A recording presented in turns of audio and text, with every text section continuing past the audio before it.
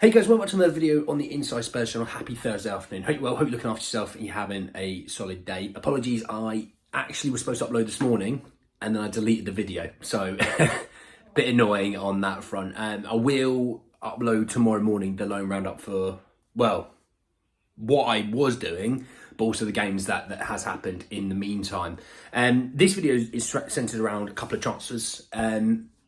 A reinvigoration of a interest in Benfica defender Morato, as well as potentially bad news on Roony Bardghji. So plenty to talk about, plenty to get into. Just want to say, if you're new, subscribe. Very much welcome to join us for the journey. And let's talk the article on Morato first. So this is something that we talked about, when we talked, we need to buy a defender, and we talked to Debo, Morato, Branthwaite, obviously Dragujin. And we talked about how, we like a left-footed centre-back to be the next centre-back we bring in. Because, at the end of the day, when you're playing 2 or 3 times a week, you need Mickey van der Ven to at least have a game off, right? And that's not, you have a game off, Dragujin comes in. I don't mind Dragujin being the number 3 centre-back. But I would prefer the left centre-back to come in to replace Mickey van der Ven than a Dragujin. So we look at Morato, and this season at Benfica, look, he's been playing a lot of left-back. Okay, so that's an interesting factor to bring in, in terms of the versatility when you look at the centre-back that we're looking at. So this came from Sport Witness, and the article led with Tottenham leading race to sign Brazilian defender. Club already turned down offers from Premier League clubs. Tottenham are leading the race for signing of Benfica defender Morato, according to reports in Portugal. We've been interested in him before. He has had offers from, I believe it was Fulham.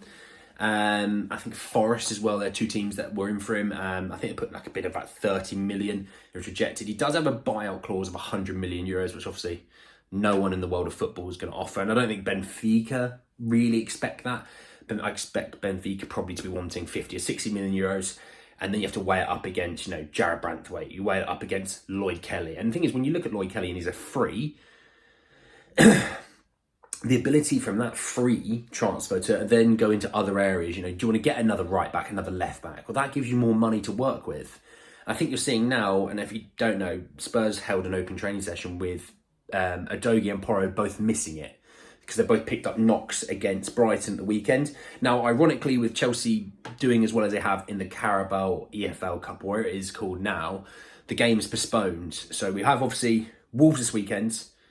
We've got it was supposed to be Chelsea the one straight after that. Then we've got Palace. We actually have a 2-week break. But obviously that game then gets replayed another time, probably in the middle of a week somewhere. And I think it shows the lack of depth at the fullback position. Obviously, we weren't gonna bring in 12 to 15 players last summer. We weren't. This whole regime is going to need to take 4 or 5 windows really to not only bring players in, but also clear players out. I think people have this idea that you can just add. There's no issues. We probably this summer need to get rid of about 8 or so players, and I think this weekend potentially might be the first weekend that you see both Udogie and Porro both miss the game together. And you'll see is Ben Davies and Emerson enough to replace them. They're good spare parts, kind of like Oliver Skip. They're good spare parts, but how substantial is the drop-off? And I think that's where the issue might lie, where you start to look at it. And I think, I like Ben Davies and I like Emerson. I think we all kind of like Ben Davies and Emerson. But liking something and wanting to win is something else. And, I don't mind one of them staying as spare parts. You probably say Emerson, because Emerson can play a bit of centre-half. He can play a bit of left-back, as well as obviously right-back. Whereas Ben Davies, you're not expecting Ben Davies to play right-back, are you? Which I always think is weird. A right-footer can play at left-back, but I always think a left-footer can't play at right-back. I don't know if that's what you're thinking. I've always thought about it. It's always such a weird thought. At right-back, a left-footer playing there. Yeah, you wouldn't see Destiny Udogie playing right-back. You see it every now and then after a corner, but that's just because it's a corner, he's the last one left. So yeah, I think as much as Morato's a good player, and I do think he is a good player, by the way, I'm not denying that, but if he's going to cost 50, 60 million, I think you can go elsewhere with that money in a better way. And I do have an update on Jared Branthwaite to talk about in another video, and I think if we were going to go with that kind of money, that's where they're going. I'll explain why in another video. But let's talk Roony Bardghji.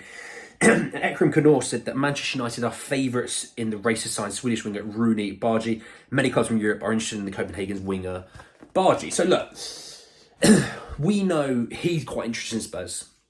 We know we're quite interested in Spurs. I think that's quite a fair assumption. That's not groundbreaking. You're not sitting there going, Andy, mate, you've just blown my mind. I didn't know that was a thing. Look, he's talked about how he likes Spurs. We know we're interested in him. We know we're building a bit of a Scandinavian, scouting network. When we look at Sweden, and I think we'll probably venture into Norway and Denmark and all those guys up there. Potentially, obviously, this is one that we can miss out on. There is potential, obviously. Man United will obviously pay him probably about 80 grand a week when Spurs will probably give him about 20. He's probably already better than Anthony, to be honest. So he'll probably get more first team minutes. But he's probably not going to get the growth in his career that he would want. I think that's even the same thing we could say about Anthony. Anthony isn't getting the growth that he wanted at this point in his career. He's not an old guy, Anthony. He's not like 30. He's way, way younger than that. And he's not getting the development that he needs. And I think that would be the same thing with Roony Bardghji. I even think Rashford could have been a better player had it not been at Manchester United with all the turmoil of managers and Glazers and all that, right? So, obviously, they will probably outbid us on him.